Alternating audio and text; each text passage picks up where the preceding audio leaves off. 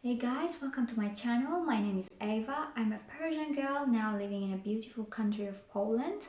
And if you're interested in the subjects of relationship tips, beauty and makeup, homemade mask, and cooking, the exotic recipes, feel free to subscribe to this channel. Now, I'm going to share 3 secrets of how to keep a healthy, successful long-distance relationship. Now, when I say healthy and successful, I don't necessarily mean that it has to end up in marriage, because maybe you two are just not appropriate for each other. But what I mean by healthy and successful is that no one will end up getting hurt. A lot of people, and 90% of the society probably, believe that long distance doesn't work. I've heard this quite often, that long distance doesn't work. Well, I had a very successful long distance, and I'm going to be sharing several of these points over this video with you in order for you to also make your long distance relationship work. How many years ago? Actually, around 5 years ago, I was in my own country minding my own business. I was in an organization that was somewhat regularly in contact with foreigners, and someone explained to me that this Polish boy is in Iran and he's going to be there for a week.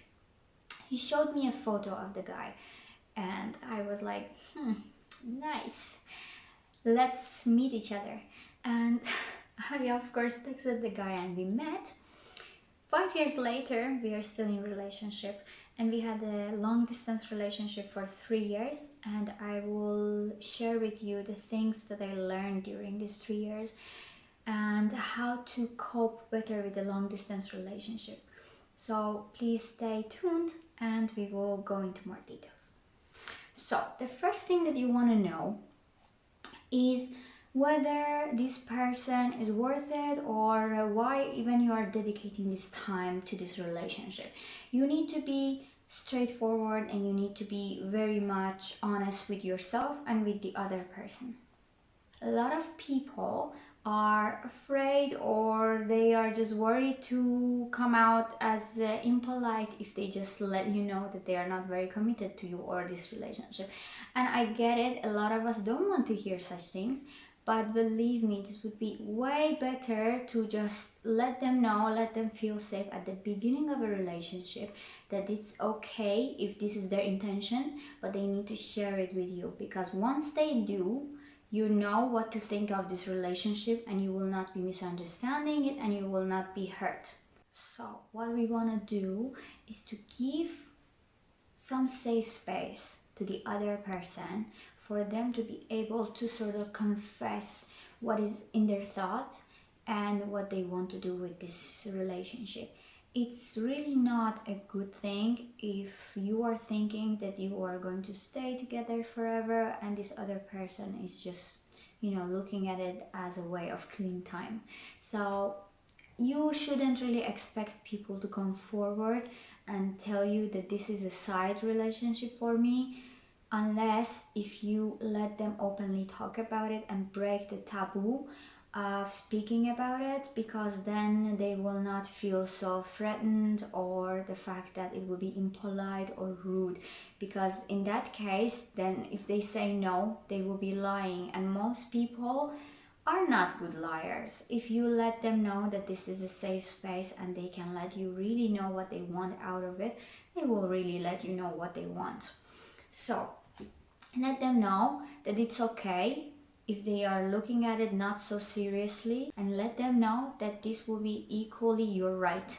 So you will be also not very invested on this relationship, and this will also give them a chance to realize whether they really care about you or not, because once you let them know that okay, you will not be putting all of your life based on this relationship, if they really care about you, they feel the fear of losing you, and this would be something that will actually let them know how they really feel. At the beginning of the relationship, I mean later it would be a bit harder, but if you haven't done it yet and you're in a relationship, do it today.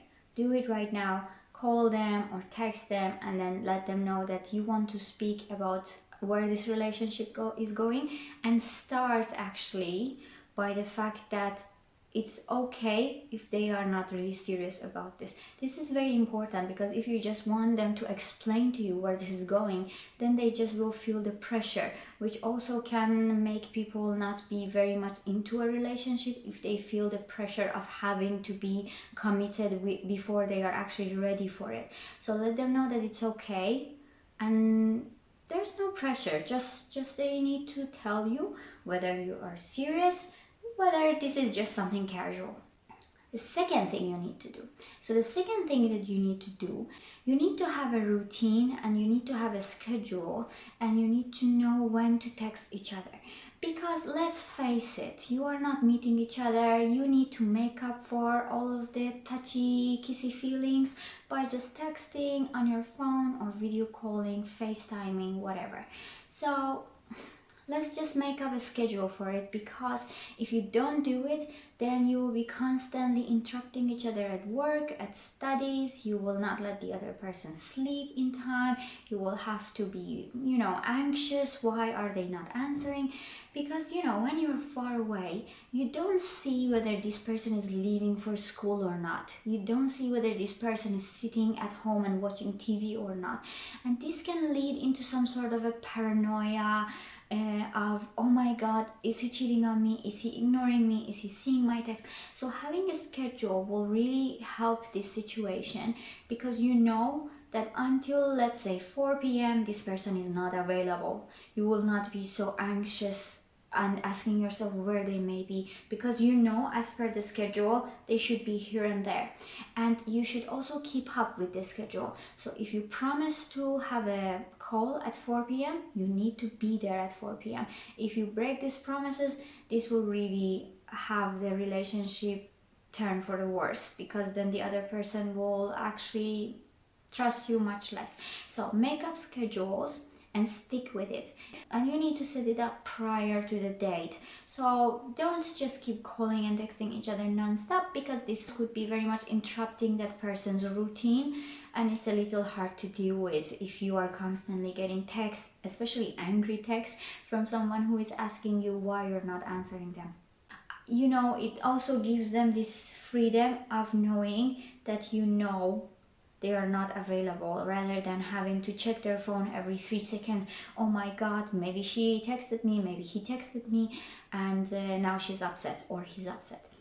So set up a schedule, stick with it. This will create trust in your relationship. It will let you avoid interrupting each other's daily routine, and also it will let you know that at this point of the day you will get to share what happened to you with your significant other. So it would be a really good practice to have in the long distance relationship. And number 3, you need to have long-term plans in order to, again, it's not about a wedding or when are you proposing. It's about small and achievable plans, like meeting each other in the same city, meeting each other in the middle of the way. If you are 4,000 kilometers away, let's meet halfway. And it's about just having some sort of next date to look forward to. This would really help you, because you will be expecting something good to happen for during this period of time that you are waiting, you are missing each other, or you are anxious. And it can be something really simple. It doesn't have to be something big, but it needs to be like a date. So you need to look forward to something that is going to happen soon. It can be the next 2 weeks, or it can be the next 4 months, depending on how big it is. So what you can do is to set up a plan that every time that you see each other, you can even start planning for the next time that you're gonna meet. Even if it's going to be 3 months away, use this 3 months and every week plan some part of it. Like if you're going to meet each other for a weekend in 2 months, set up a plan, discuss which restaurants you're going to go to, discuss where you're going to go to have fun, or which clubs are you going to go. And this will really help you, because you will have something to look forward to. If you don't set up these small events, then it will just feel like this is dragging on and on forever with nothing good happening inside it. But when you have small dates, it will really help you look forward to it. It will help with the feeling of being impatient because you have something to do, and that thing to do is to create details around your plan. Which kind of flight are you gonna take? What time are you going to meet? Where are you going to go to have fun? And these are the things that would really help you fight the distance and the fact that you are not really next to each other. So these are the things that are gonna help you. If you are getting any quality content out of this video, please press the like button so I will also feel motivated to continue creating such videos for you.